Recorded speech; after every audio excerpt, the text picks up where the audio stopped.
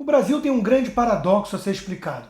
Nosso povo desconfia dos políticos, classe que goza de baixíssima credibilidade, mas ao mesmo tempo ama o Estado, visto como uma abstração. Todas as soluções propostas para as mazelas criadas pelo intervencionismo estatal acabam envolvendo ainda mais Estado. É como se ele fosse formado por anjos celestiais, nunca pelos próprios políticos de carne e osso, tão rejeitados pela população. A fim de tentar explicar esse enigma, meu amigo Bruno Garchagen lançou pela Record o livro Pare de Acreditar no Governo, que se tornou um best-seller e cuja orelha eu tive a honra de escrever. O autor vai buscar na formação de nossa nação as origens do problema, em uma abordagem que dá grande peso ao aspecto cultural da coisa. Com estilo próprio e repleto de ironia fina, Garchagen analisa essa insistente adoração do Estado pelo povo brasileiro, em diferentes épocas.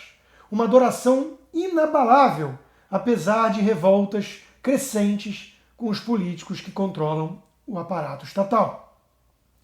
O livro começa em Dom Manuel I e termina com Dilma Rousseff, comprovando que nada é tão ruim que não possa piorar, fulmina o autor. E claro, lá está a marca registrada de nossa mentalidade, já na primeira carta enviada após o nosso descobrimento.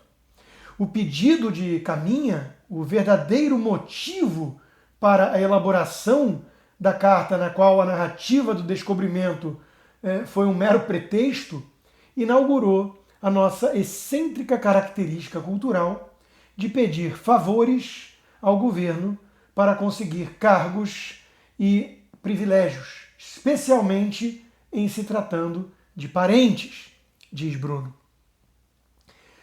Desde então, a proximidade com o poder sempre foi um atalho para o sucesso no Brasil, independentemente do mérito ou do valor gerado. Nosso capitalismo de Estado ou de compadrio tem o seu DNA já na economia das mercês, um modelo no qual o Estado distribuía privilégios e concessões a partir de acordos pactuados entre o rei, o poder local e os seus súditos. O BNDES de Luciano Coutinho, do PT, foi apenas o coroamento dessa velha tradição, tirando dos pobres para dar aos ricos. Tudo isso num governo de esquerda. Outro responsável pelas raízes dessa mentalidade intervencionista foi o Pombal, Marquês de Pombal. Nele temos o ápice da arrogância iluminista que julgava ser possível construir uma sociedade próspera de cima para baixo. O pombalismo, diz Garchagen, foi o casamento do iluminismo francês com o mercantilismo e o patrimonialismo, que passaram a coabitar e a se retroalimentar em benefício das elites políticas e empresariais ligadas ao governo. O tom altamente crítico à nossa República também é visível ao longo da obra. A República, diz Bruno, nasceu maculada, fruto de um golpe de Estado, jamais conseguiu superar as virtudes construídas pela monarquia. Com a República, o que era ruim não era novo, e o que era novo era péssimo, diz ele, que é um monarquista assumido. Outras influências nefastas nessa mentalidade estatizante foram Conte, Augusto Conte, e o seu positivismo, e Vargas e o seu castilismo. Essa visão, curiosamente, não dependia do viés ideológico e unia figuras bastante diferentes em torno de um denominador comum. É curioso observar, diz o autor, em retrospecto, que dois grandes adversários ideológicos e políticos, o ditador Vargas e o comunista Luiz Carlos Prestes, compartilhavam uma concepção política bastante similar.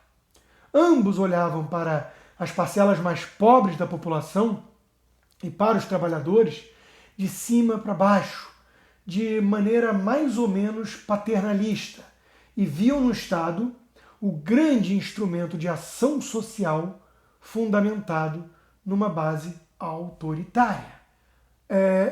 JK, com seu arrogante plano de metas, o regime militar com seu dirigismo estatal na economia, até mesmo Fernando Henrique Cardoso, acusado, entre aspas, de ser um neoliberal pela esquerda, todos beberam da fonte centralizadora com diferentes gradações. FHC, justiça seja feita, privatizou importantes estatais, quebrou o monopólio de setores estratégicos, abriu o país para o capital financeiro estrangeiro, aprovou a lei de responsabilidade fiscal e modernizou as agências reguladoras.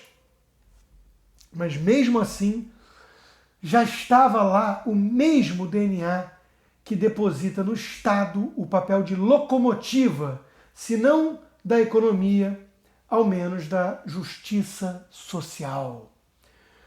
O que veio em seguida, desnecessário dizer, foi o auge desse câncer que nos assola há séculos. Lula e o PT conseguiram algo que parecia impossível, afirma Garchag. Desmoralizaram não apenas a corrupção, mas a política brasileira, incorporando e exercitando vários elementos de caráter centralizador, do patrimonialismo ao positivismo castilhista, do coronelismo ao varguismo, do autoritarismo militar ao fisiologismo das oligarquias regionais.